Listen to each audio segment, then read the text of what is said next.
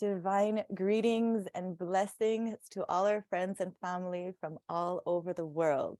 Bonjour à tous nos amis à travers tout le monde entier qui nous joignent aujourd'hui ou de loin dans le temps pour accompagner Reine Anne-Sophie aujourd'hui et moi-même. It's my first time sharing in French in an interview. So we will be doing a bilingual interview. I will attempt to do a bilingual interview. Queen Anne-Sophie speaks perfect English, but sometimes she feels more comfortable speaking in French and expressing how she feels. So today we are joined by my incredible bestie and superhero, Queen Anne-Sophie, who has been going through so many different challenges in her life. She was born with a very, very serious degenerative disease called cystic fibrosis. Anne-Sophie est née avec une maladie dégénérative génétique qui s'appelle la fibrose kystique et ça affecte les poumons, les systèmes respiratoires, les systèmes reproductifs aussi et les intestins. It affects the lungs, the reproductive system, and the digestive system. Queen Anne-Sophie has not only survived one lung transplant, but 2 lung transplants, which is very, very rare and difficult to survive. Elle a survécu pas seulement une greffe de poumon, mais 2 greffes de poumon, qui est vraiment, vraiment rare à survivre.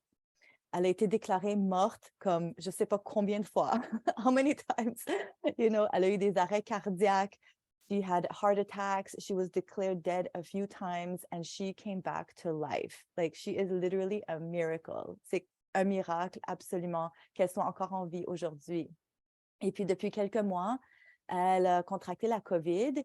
She had COVID a few months ago, and so she's been in and out of hospitals for the last few months. And again, a miracle that they were able to bring her back. She was struggling so much with her breath. Elle avait beaucoup, beaucoup de difficultés à respirer. Ça, c'est sans compter tous les autres problèmes qui viennent avec ça, le diabète, les problèmes de pression sanguine, chronic pain, PTSD. She has diabetes as well, blood pressure issues, kidney failure.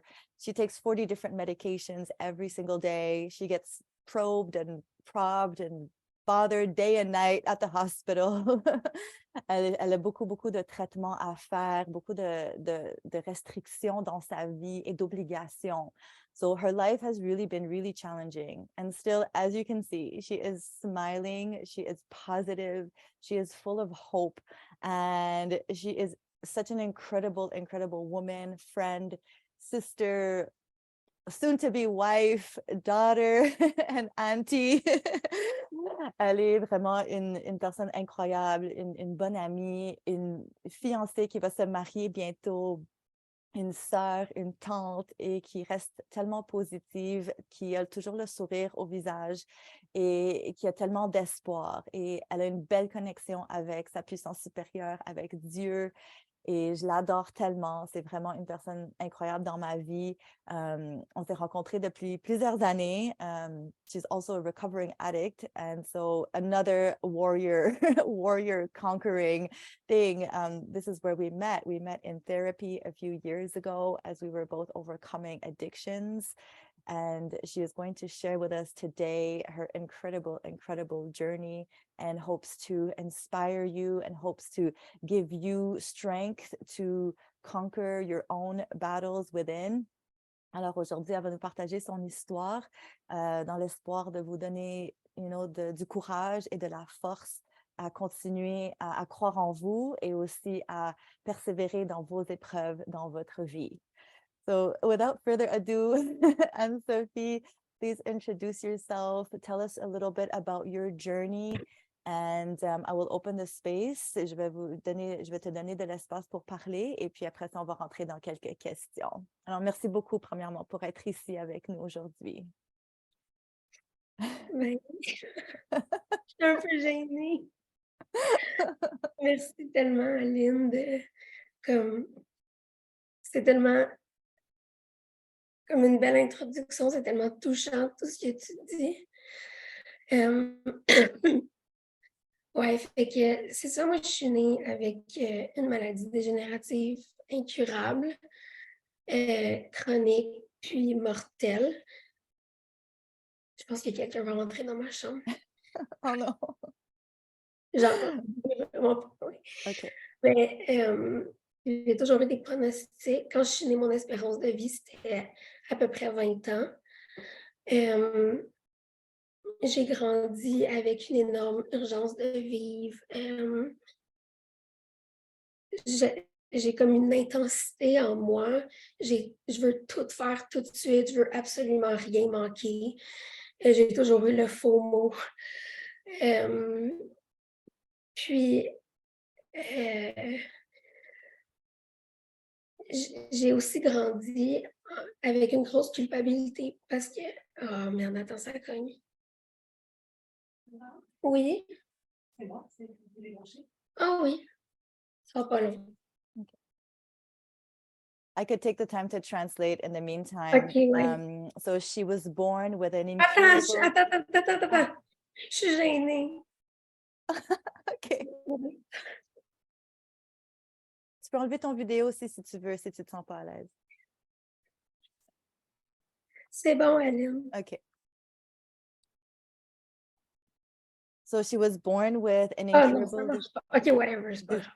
Est-ce que tu m'entends? Oui, je t'entends, mais je voulais que tu arrives dans mes oreilles parce que j'étais gênée. Mais c'est pas grave, Ah. vas-y.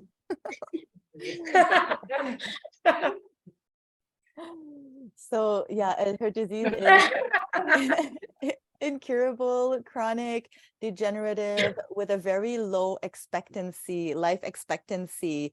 Before medical treatments got more advanced, like the prognosis was what in the teenage years, right? So people with cystic fibrosis usually would pass away at a very young age. That created a lot of different health problems for her. Oui, c'est ça. Ma maladie m'a apporté, en fait, une grande détresse avec laquelle j'ai pas su composer. J'étais bourrée de peur. J'étais obsédée par la mort, par la vie, par le sens de la vie. Je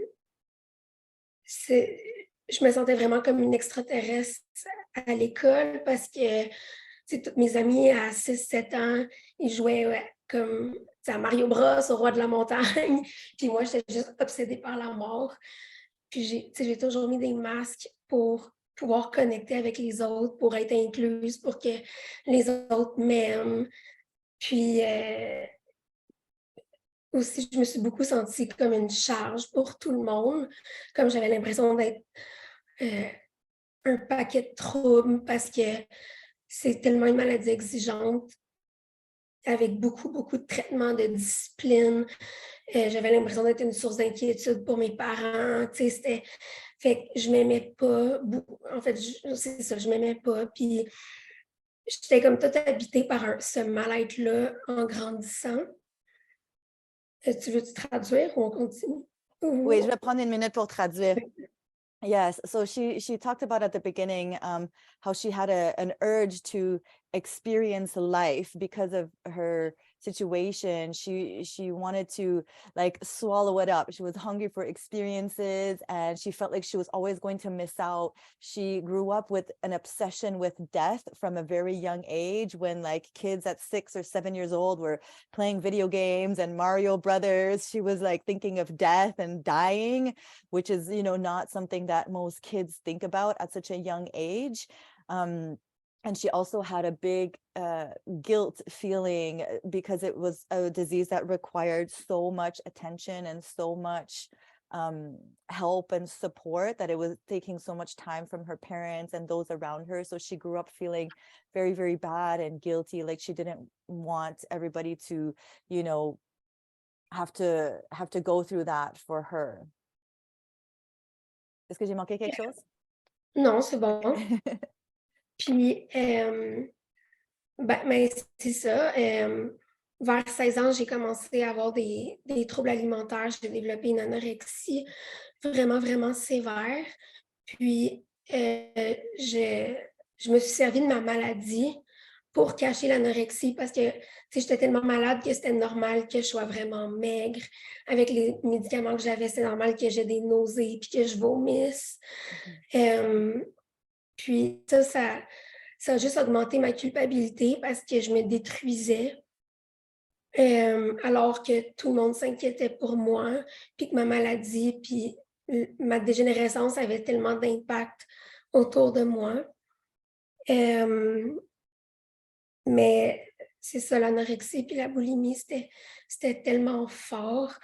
En fait, ma souffrance était tellement grande à l'intérieur que ça a été comme la défense, un mécanisme de défense, l'anorexie puis la boulimie, pour geler, pour fuir cette souffrance-là. Mais finalement, c'est devenu encore plus intolérable que ma souffrance de base au fil des années, tellement j'ai perdu complètement la maîtrise de ma vie, puis j'ai même failli mourir beaucoup, beaucoup, beaucoup. Ça m'en est venu à un point où j'étais convaincue que si quelqu'un apprenait tous les comportements que j'avais eus, tout le monde allait me rejeter puis m'aimer parce que je me détruisais, puis c'était égocentrique de ma part. Puis découvrir l'horrible personne que je suis. Puis c'est ça dans ma tête, j'étais juste pas aimable. Mais j'étais incapable d'agir autrement. Tu veux traduire? Oui. Okay, parfait. C'est important. So around the age of 16, she was overwhelmed with such a feeling of pain and suffering inside. She had a lot of, emotions that were coming up that developed into an eating disorder. So she, started starving herself. She developed anorexia and also bulimia around the age of 16 to cope with the emotions that were going on. And she was kind of using the sickness of cystic fibrosis to kind of, justify the behavior, not the behavior, but like how she looked, because she was very thin, but she was saying, oh, it's my disease that's making me this way. So she was hiding those behaviors because she was so afraid of anybody judging her or not loving her if they knew the real her, what was going on. She felt like those behaviors, would make people afraid of her and not want to be close to her. And it really destroyed her health and her like physical and emotional health even more, because she got into these cycles of self-deprivation and purging that really took a toll even more on her health. So even more guilt as well. Ouais, OK. Puis, à 19 ans, j'ai reçu une première greffe de mes 2 poumons. Ça faisait 1 an et demi que j'étais en attente. Il me restait... Mon pronostic s'était rendu à peu près 3 mois. Je pesais à peu près 70 livres. Puis, l'opération s'est quand même vraiment bien passée. J'étais jeune, mon cœur était super fort. À 19 ans, on se rétablit plus vite qu'à 80 ans. Là. Puis j'avais pris la résolution d'arrêter tous mes comportements de troubles alimentaires avec mes nouveaux poumons puis ma deuxième chance. Mais en fait, j'étais juste incapable toute seule puis je ne le savais pas. Puis, je me sentais mal d'avoir survécu parce que à l'hôpital, j'avais tellement connu beaucoup de fibroses kystiques qui sont décédées, qui n'avaient pas eu la chance que j'avais. Puis moi, je me détruisais. Puis j'avais eu des poumons. Puis je trouvais que je ne les méritais pas, mes poumons. Combien de fois je me suis dit que je ne méritais pas mes poumons, puis que c'était pas juste. Puis fait que j'avais comme un gros syndrome du survivant, si on veut. Puis la greffe aussi, ça, comme tu sais, toute ma vie, moi, j'ai eu des traitements de faveur. J'étais chouchoutée, tout le monde prenait soin de moi. J'étais au centre de l'attention parce que j'étais malade, puis tout. Puis, mais en retrouvant comme une bonne santé puis une bonne qualité de vie, il fallait que je me responsabilise. Le monde était moins aux petits oignons avec moi. Puis j'ai trouvé ça excessivement difficile. Aussi, je ne m'étais jamais projetée à long terme parce que j'ai toujours pensé que j'allais mourir. Fait que je ne savais pas quoi faire des années qui se présentaient devant moi. Fait en tout cas, ma greffe, je l'ai juste mal gérée complètement. Puis là, j'ai commencé à boire puis à prendre de la drogue. Vas-y, je te laisse traduire. C'est bon. I think it's going well. It's going well, the translation. So at the age of 19, she got her first lung transplant. And at 19, you know, she had, they gave her 3 months life expectancy. And the transplant went actually really, really well, because at that age, it's easier to recover than when we're, you know, 80 years old. And so she had the first transplant. And because she never really thought about her life beyond that point, or she didn't really have an idea of living longer life, she it brought a lot of anxiety to her, and she didn't really know what to do with herself or the situations that came about. And she also felt like she didn't deserve her transplant. She was seeing a lot of people in the hospital that were, you know, her age, that were dying, that weren't getting those transplants. And so she felt a lot of survivor's guilt, that it wasn't fair that she got to survive and they didn't.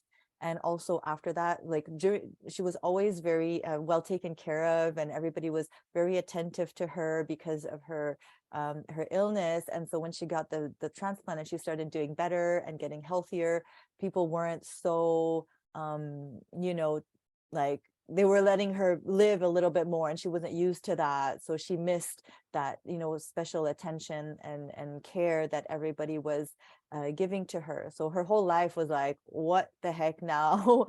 And so that's at the point where she also started experimenting with drugs and alcohol to live her life. Basically, it was, you know, out of curiosity, out of wanting to explore things. And then a whole other chapter in her life started. Ouais, OK. Fait que c'est ça, mon mal-être grandissait. Fait que j'ai commencé à boire, puis à consommer de la drogue. Puis aussi, ben, c'est comme tu dis, je voulais rattraper le temps, toute mon adolescence que j'avais passée à l'hôpital. Puis, mais j'ai comme jamais su trouver l'équilibre. Puis très, très, très, très, très rapidement, j'ai complètement perdu la maîtrise de ma vie. Moi, j'avais fait mon cours en pâtisserie. Ça va avec le trouble alimentaire. Puis, je travaillais en restauration où il y a beaucoup, beaucoup d'hommes en cuisine, où il y a beaucoup de drogue qui circulent. Puis, comme ça a vraiment fait bang, là, je suis descendue tellement rapidement. À cette époque-là, chaque soir, je m'endormais en me jurant que le lendemain, je me reprendrais en main, que je ne boirais pas, que je ne vomirais pas, que je ne ferais pas de boulimie. Puis à chaque matin, je banalisais mes dépendances, je minimisais, puis je recommençais parce que j'étais incapable de faire autrement. Puis c'est toujours le cercle vicieux de plus je consomme, plus je maillis, plus j'ai besoin de consommer. Puis comme j'avais comme aucune estime de moi, j'allais chercher la valeur dans le regard des hommes. Puis, tu sais, je me suis tellement manqué de respect là-dedans. Mon but, c'était d'être comme juste la meilleure partenaire sexuel comme de leur vie parce que je voulais les marquer. J'avais tellement besoin de me sentir désirée puis importante, puis de marquer les gars, ben, les gens en général. Fait que, c'est ça, ça menait à des abus. Attends, il y a encore quelqu'un qui rentre dans la chambre. Ah! Oui, pour vrai? Oui, ben, je peux revenir peut-être. Je suis en entrevue. Ben là, c'est correct. Je te laisse, je te laisse. Merci. On s'en va dans le- Oh non, they need you. Ah, pas long. Combien de temps est-ce que tu as? Non, il dit qu'il va revenir plus tard, c'est Ah, mon ok. microbiologiste. OK. Alright. Puis, mais j'ai perdu mon élan. OK, je vais traduire. OK. So from so maybe it'll come back. So from the drugs and alcohol, then she started really going towards men for attention and doing different different sexual acts and things like that she wanted to be like the best and the most desired and remembered because she felt like her life was so fragile and she didn't know like what was going to happen next, so she got caught up in that. Did you say something before that? I can't remember if there was well, the drugs and alcohol were, yeah, that was taking a toll on your health. Ouais, mais que j'ai comme jamais pu trouver l'équilibre. Yeah, like Puis, she lost control over her life. She lost control over the substances. ouais. Okay. Après, je sais plus, là. Je m'en souviens plus, j'étais juste partie spontanément. It's okay. Continue. Oui, continue. OK. Puis, fait que c'est ça a vraiment été une période sombre de ma vie, ces 2-3 années-là. Tu sais, je me souviens que dès que je me réveillais le matin, c'était un combat mental à la seconde où je me réveillais. Puis, j'aurais juste voulu dormir forever. Comme je voulais pas mourir, mais je voulais arrêter de souffrir. Puis, je voyais pas comment j'allais réussir. C'était vraiment difficile. C'est incroyable à quel point j'étais dans une noirceur. Puis dans ma tête, je savais pas comment j'allais retrouver la lumière. Ma détresse était trop profonde. Puis finalement, bon, j'étais allée à Douglas, j'ai été suivie par une psychologue, parce que mes parents s'inquiétaient pour comme que je me suicide. Fait que mon père m'avait amené voir un médecin, m'avait mis des antidépresseurs. J'ai vu une psychologue, j'ai été à Douglas, j'ai été dans une clinique privée de troubles alimentaires. J'ai commencé des groupes d'entraide, là, genre Alcooliques Anonymes. Puis je voulais tellement m'en sortir, mais j'étais pas capable. J'étais incapable. Puis pendant ce temps-là, j'ai une grande sœur qui a aussi la fibrose cystique. Puis elle commençait vraiment à dégénérer puis à avoir besoin d'une greffe. Puis je voulais... C'était tellement dur pour moi de la voir malade. Puis j'avais tellement peur de la perdre. Puis finalement, elle a eu sa greffe, puis comme moi, ça s'est bien passé. Mais dans les mois qui ont précédé, je voulais tellement être là pour elle, puis j'allais la voir à tous les jours, puis je me disais, OK, comme consomme pas, comme fais juste aller la voir, puis après tu pourras consommer, puis j'essaie de retarder comme ça mes consommations, puis mais c'est ça, là, eu sa greffe, finalement, ça a bien été, puis toutes les AA, la thérapie, je continuais. Puis ça m'a aidé, j'ai trouvé plein d'outils, mais je n'arrivais pas à arrêter de consommer. Puis, mais je ne l'ai pas dit, mais la greffe, ce n'est pas une guérison, ce n'est pas une solution miracle, ça me donne juste quelques années de plus. Puis j'ai autant de traitements à prendre, c'est juste différent. Mais j'avais 3 mois à vivre avant ma greffe, puis j'étais clouée dans un lit d'hôpital avec un respirateur. Fait que ça a augmenté mes années de vie, puis ça a augmenté ma qualité de vie, mais c'est pas un remède. Puis j'ai recommencé à être très, très, très malade. Tu veux traduire? Yeah, I'll go from the start.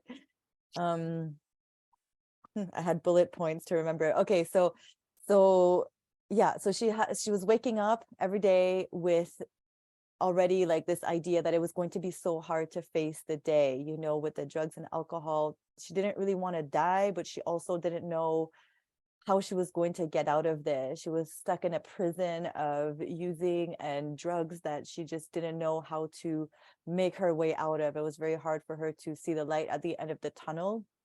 And then her parents brought her to the Douglas to get some help because they knew that she was struggling. And so she got on antidepressants and she started doing meetings and going to therapy and for eating disorders and addiction as well. So she started, you know, doing that. And then in that time, her sisters, who also has cystic fibrosis, her health was starting to degenerate as well. And so she was starting to be in need of a lung transplant. And it was very difficult for Anne-Sophie to see her sister in that situation. And it brought up a lot of grief and anxiety in her. And so before she had her transplant, her sister, she would go and see her every day and tell herself, like, okay, I'm not going to drink or use, you know, when I go see my sister. And so she was, you know, working in that way with her addiction, but it was still very hard for her to manage it. Finally, her sister got her transplant and everything went really well. But you were still struggling with your eating disorders and addictions at that point. Ouais. Oh, Fait and then que, one more thing too, that the lung transplant isn't a, you know, cure for everything. Like it gives her a few more years to live, but she still has to take a lot of anti-rejection medication, a lot of different medication every day just to stay alive. And before her first transplant, they gave her 3 months to live. So it's a true miracle that she's here, but it still requires a lot of work to maintain it. Yeah. ouais. Puis, c'est ça, moi, j'étais incapable de me sortir des troubles alimentaires, ni de... C'est tellement l'effort, en fait, ma phobie d'engraisser, puis mon obsession avec mon image corporelle, que ben, j'étais diabétique. Puis, quand ta glycémie est élevée, tu perds du poids. C'est comme un des symptômes. Fait que je faisais exprès pour manquer mes doses d'insuline. Je me piquais pas. Puis non seulement ça, mais je calais genre des 2 litres de crème soda pour maigrir. Mais je montais à des chiffres comme... C'est la normale de glycémie, c'est entre 4 et 7. Puis tu peux tomber dans un coma diabétique, je pense, à partir de 25. Puis mettons à partir de 30, la petite machine, elle peut même pas dire c'est quoi le chiffre, tellement c'est élevé. Puis je me suis ramassée à 54.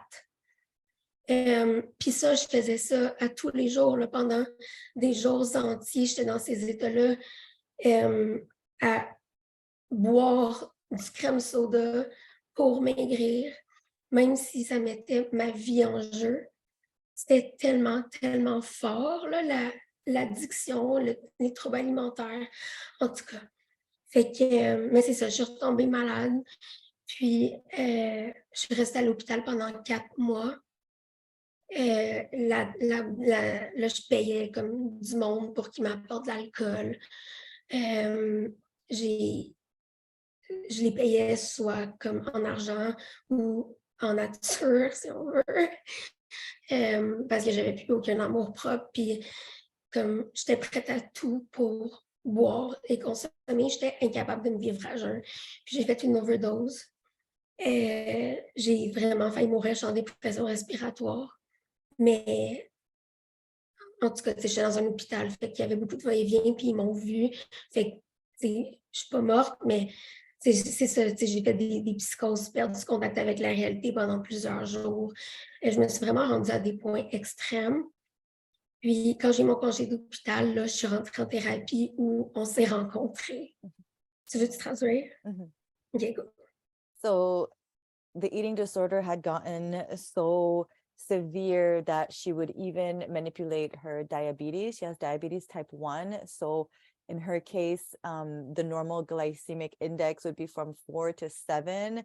And then anything over that, like around 25, you could have a like c'est quoi le mot que t'as dit? Un coma? A coma. Okay, so a coma. Sorry, it slipped my mind. Yeah, so she could get into a coma, and she would go, and the machine doesn't even register above 30, and she would like go up until 54, drinking bottles of soda and a lot of sugar, because with her situation, when she would go to those places, she would stay very thin.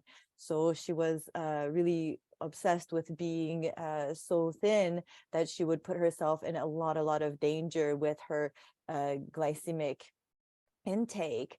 And then that put her in a situation where she needed to go back to the hospital once again for 4 months. And then when she was in the hospital, she was getting people to come and bring her, alcohol and drugs, and either paying them with money or in sexual favors, because she had lost all of her self-respect and self-love, and she was so addicted as well that when we're in those places, we're ready to do whatever to get the substances. And while she was in the hospital using, she suffered many health problems, and her health was deteriorating very rapidly. She was having heart attacks, and she overdosed as well. And then after that is when she went into a rehab for drugs and alcohol, and that's where we met. J'ai oublié de dire que,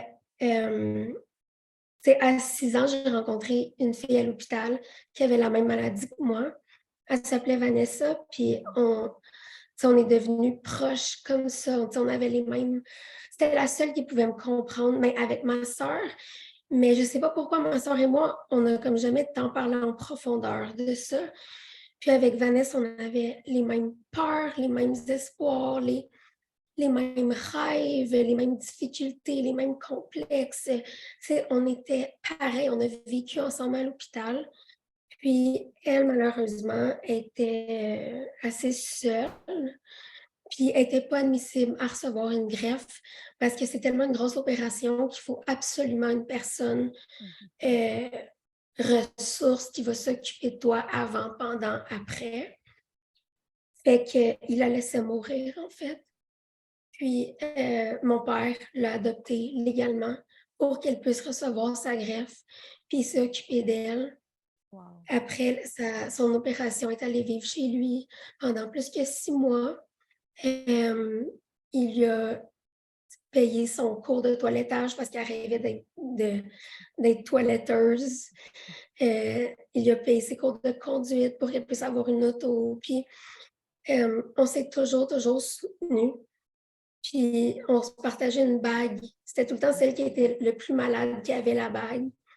Puis elle a été, le soir de ma deuxième greffe, elle dormait dans mon lit. Puis elle est décédée le 4 janvier 2019. C'est moi qui étais allée annoncer la mort aux infirmières. Mais tout le temps qu'elle dégénérait, ma honte et ma culpabilité de consommer était tellement forte. Puis, elle ne savait pas, en fait, parce qu'elle se battait pour vrai. Puis, dans ma tête, vu que je faisais ça, je n'étais pas aimable, comme j'ai déjà dit. Puis, j'avais tellement peur qu'elle ne m'aime plus. Puis, quand je lui avais avoué, elle était aux soins intensifs, pas mal en train de mourir en attendant ses poumons. Puis, ça m'a juste pris la main. Puis elle a dit, ça voulait m'aider. Elle a dit, pourquoi tu ne me l'as pas dit avant? Qu'est-ce que je peux faire pour toi? Puis elle était en train de mourir elle-même. Fait que c'est ça c'est ça.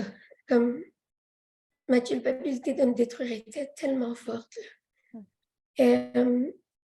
Fait que c'est bon, quand j'étais allée en thérapie, ben tu veux... Je vais parler, oui, je veux dire l'histoire de Vanessa, because it's so touching. She was talking about her friend, Vanessa, who she met when she was 6 years old. They were both 6 years old, and they were very, very sick together. They both had cystic fibrosis, and they, really connected and bonded a lot in ways that she couldn't talk to anybody else in those deep ways. And throughout the years, they would have this ring that they would share amongst each other. Like whoever was the most sick got to, was wearing the ring, and they were spending many months in the hospital together. And when Vanessa was,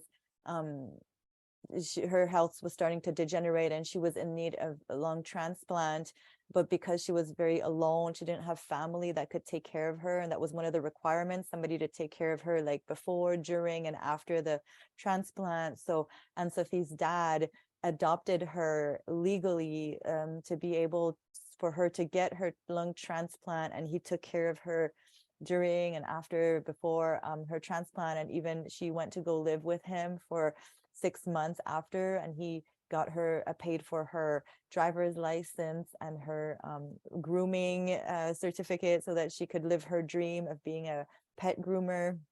And yeah, so they adopted her, and she got, a few more years to live, but Anne-Sophie was still very shy to tell her secret about using, because Vanessa she felt like she was fighting really hard for her life, and she felt ashamed that she was going through drugs and alcohol and eating disorders. She felt like she wouldn't love her. She would feel like she wasn't going to love her anymore. But around the end, when Vanessa was degenerating even more, she told her the truth. She was on her deathbed and is in intensive care, and Anne-Sophie opened up and shared what was going on with her. And she took her hand and she told her, well, why didn't you tell me this before, and what can I do to help you? So she was dying herself, and she wanted to help her best friend as well. So my God, this is like so touching. And she passed away in 2019. And it was really, really hard for Anne-Sophie to go through that and to lose her best friend. OK, merci. Fait qu'en thérapie, je suis restée là 3 mois. Puis, tranquillement, le chemin s'est fait. J'étais vraiment, vraiment déterminée à m'en sortir. Je pense que j'étais prête. Puis, j'ai abandonné toutes mes idées, mes façons de faire, parce que j'avais compris que toute seule, je n'étais pas capable. Puis, ma soeur est là. Yay! Allô? Allô? Non, je t'en... Qu'est-ce qu'on fait? Est-ce qu'on fait un part 2 une autre fois? Aller au café. OK, elle va aller au café. OK. Au premier... Attends, elle sort de la chambre. Au premier, tu sais, l'entrée Saint-Denis, tu vas comme au fond, puis tu tournes à droite. OK, merci. Attends. On peut continuer encore un petit peu, et puis c'est passer du temps avec ta sœur, et puis on peut toujours faire un autre part 2 si tu veux, une autre fois. On comprend. OK, je savais pas quand. OK, c'est surprise. OK. Fait que c'est ça, comme, tu sais, j'ai abandonné toutes mes vieilles idées, puis comme tout mon ego, il était à terre, puis mon esprit était ouvert, comme à apprendre, parce que je n'étais plus capable. J'avais compris que toute seule, j'y arriverais jamais. Puis tranquillement, comme toute la brume s'est enlevée de mon visage, tu sais, comme en mettant plus de substance dans mon corps, mon esprit s'est clarifié tranquillement. Puis toute la noirceur de l'alcool, de la drogue, du eating disorder, comme partait tranquillement. Je pourrais donner tellement d'exemples où j'ai commencé à m'aimer un petit peu, puis à voir que j'étais peut-être, que je n'étais pas une petite demande qui valait rien qu'un paquet de trucs pour tout le monde, là. Comme ce que j'ai toujours pensé que j'étais. Puis, j'ai aussi rencontré un gars en thérapie. Puis il m'aimait, puis il m'acceptait comme j'étais, avec ma maladie, puis avec tous mes troubles. Puis moi, j'ai tellement pensé que j'avais rien à apporter à un homme parce que j'avais pas d'avenir à lui offrir. Puis qu'aucun homme ne voudrait jamais s'engager pour vrai avec moi. Puis lui m'acceptait vraiment, vraiment comme j'étais. Ça, en tout cas, on est tombés amoureux. Puis, à ce moment-là, je me suis fait annoncer que j'étais en rejet chronique de mes poumons, puis qu'il me restait quelques mois à vivre.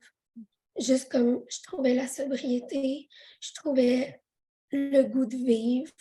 J'avais rencontré l'homme de ma vie, je me fais annoncer que je meurs. Okay, let me go back a little bit. Oui, vas-y, vas-y. So she, in therapy at that point, when she went into therapy, she really had an awakening and a true desire to fight the addictions and to overcome the eating disorders. After her friend passed, it gave her like this renewed sense of wanting to live a healthy life and to really take care of herself. And so in that rehab center is when she really started to learn to love herself and to see that she was a valuable, individual that has a lot to offer, and that's not just a pile of trouble to the world and to those around her. And she met somebody in therapy. I will never forget that day when they fell in love and they had their first kiss. I was there, and he and he really, fell in love with her for who she is and accepted everything about her disease. And she didn't think that she had anything to offer a man because of her life expectancy, and there might not be a future, and she had a lot of health problems. So he really was like, I don't care, like, I love you exactly for who you are. And he really helped her to feel loved and to feel like she does have a lot to offer to a man and to others. And at that time, when she was just getting sober and overcoming the eating disorder, is when she got announced that she was in a chronic rejection of her first lung transplant. So her health started deteriorating once again. Mais là, à ce moment-là, moi, j'avais 25 ans. Puis mon pneumologue, il m'a parlé d'une deuxième greffe. Il y en avait eu 6 jusqu'à maintenant au Québec, puis les 6, c'était des échecs. Mais j'avais plus rien à perdre. Fait que j'ai dit, go, on y va. Fait que j'ai commencé à faire une batterie de tests pour voir si j'étais éligible. Ça a pris des mois, puis ils exigeaient que j'ai 6 mois clean avant de me mettre sur la liste, parce que c'est une convention comme universelle. Ils ne vont pas greffer quelqu'un qui se détruit, là. On manque d'organes. Puis, même ma première greffe, j'aurais pas dû l'avoir à cause de mes troubles alimentaires, mais je les cachais puis je le disais pas. Mais, je me suis vraiment sentie coupable après. J'ai dit que je méritais pas mes poumons et tout. Mais là, c'est ça, il fallait que j'ai 6 mois clean. So,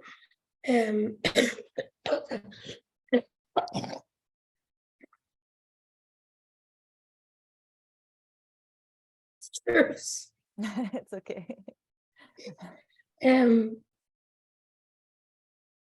Ouais. Fait que, mais j'étais vraiment, vraiment malade. Puis le 6 mois, je ne l'avais pas là, devant moi. Je ne pouvais pas me permettre d'attendre ça. Fait que ça a tellement, tellement, tellement été épeurant. Je suis rentrée sur la liste le 2 novembre 2017. Puis j'étais tellement malade. Mes poumons étaient 15 fois plus malade qu'à ma première greffe. C'était rien, rien, rien comparé. Je n'avais jamais vécu ça. Puis à tous les jours, je faisais des crises de panique parce que je manquais d'air. L'air ne rentrait pas. Puis il n'y a rien de plus paniquant que ça. Le nombre de fois que j'ai pensé que j'allais mourir. L'ambulance est venue plusieurs fois. Ils ont déjà défoncé la porte. Je me parlais 24 heures sur 24 pour ne pas mourir tout de suite. Je voulais tellement, tellement mort dans la greffe. C'était une obsession. Ça va être quand que je vais avoir mes poumons? Est-ce que je vais survivre? C'était l'angoisse, là. Tu peux même pas t'imaginer. Puis, mon chum, il avait 23 ans. lui aussi, il avait comme son lot d'épreuves, puis de difficultés. Il était jeune, puis pourtant, il est tout le temps resté avec moi. Il m'aidait tellement. Il me respectait. Tu sais, avec le peu de souffle que j'avais bien de la misère à faire l'amour. Puis, tu sais, il était tout le temps à l'écoute de est-ce qu'elle perd son souffle, est-ce qu'il écoute, tu sais, il me passait tout le temps en premier. Il n'a jamais montré un signe d'impatience ou quoi que ce soit, tu sais. Ça, c'est un exemple, mais il a- c'est une bénédiction dans ma vie, ce gars-là. OK, je vais recommencer depuis. So the doctors told her that she would need a second lung transplant. And in Quebec, there had been only 6 that were done, and they were all failures. So I can't even like wrap my head around what you were going through at that time, like holy shit, but you had nothing else to lose. So that was the only chance you had to survive. But in order for her to get the second lung transplant, she had to be sober for 6 months. And she only had, I don't know, a few weeks or months at that point. So she would have had to wait. And there was no way she was going to make it the 6 months without that transplant. So they had to do a whole packet of tests and undergo so many different things, procedures for her to be eligible, to see if she's eligible to get the second transplant. And there were times where like it was even worse than the first time. Her health wasn't doing good.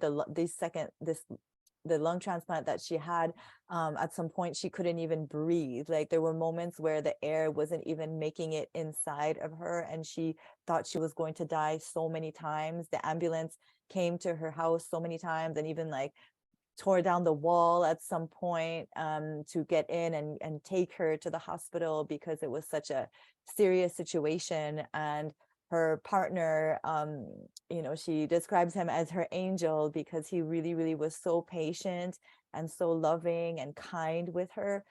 He never like lost any kind of patience. He was always very understanding that, she was having a hard time breathing. So it was hard for her to make love. It was hard for her to do, different things. And he was always by her side, always helping her and showing her support.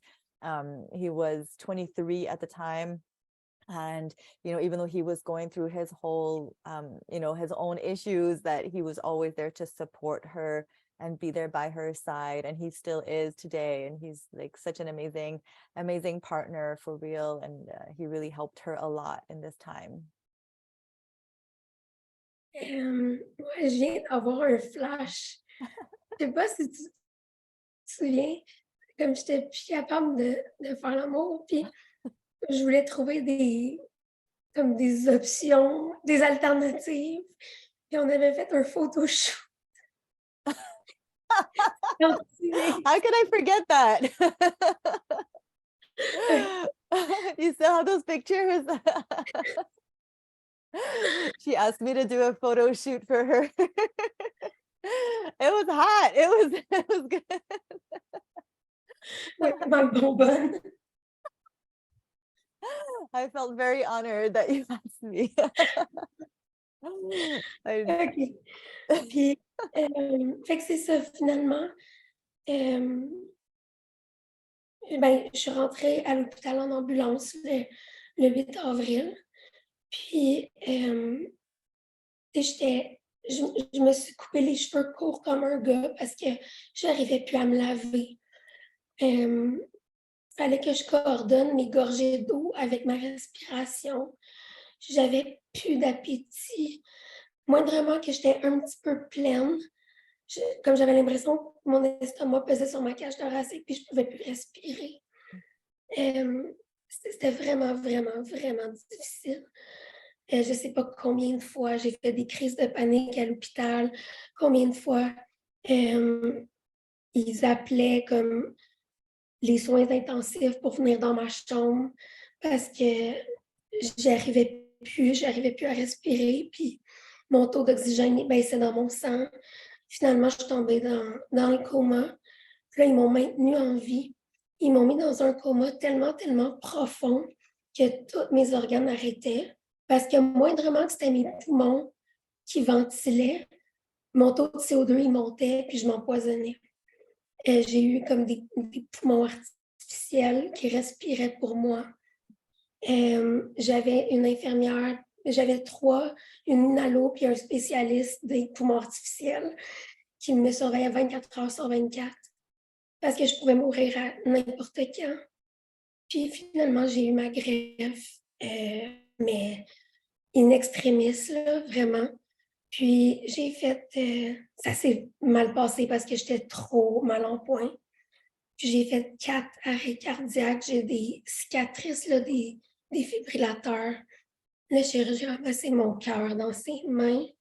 Ma cage thoracique est restée ouverte pendant une semaine parce qu'il y avait trop d'hémorragie.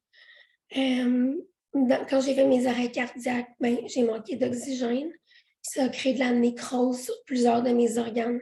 Puis aujourd'hui, mon système digestif est paralysé. Mes reins ont lâché. J'ai fait de la dialyse pendant des mois. Puis finalement, quand je me suis réveillée, j'avais une trachéo. Je respirais comme par le cou. Puis je ne pouvais pas émettre un son. Je pesais 30 kilos. J'étais atrophiée tellement que je ne pouvais même pas comme lever le bras pour pointer des lettres. Fait que c'était impossible de m'exprimer. Juste, mettons, dire au préposé de monter mon genou. Ça pouvait prendre plus qu'une demi-heure. J'étais en prison dans mon corps. My Puis, gosh. vas-y. Okay. Wow. I'll try to translate that the best I can. But so she ended up having the second lung transplant, and this was by the grace of God too, because I remember there was moments where we didn't know if there was going to be a donor even. She was in such a bad situation.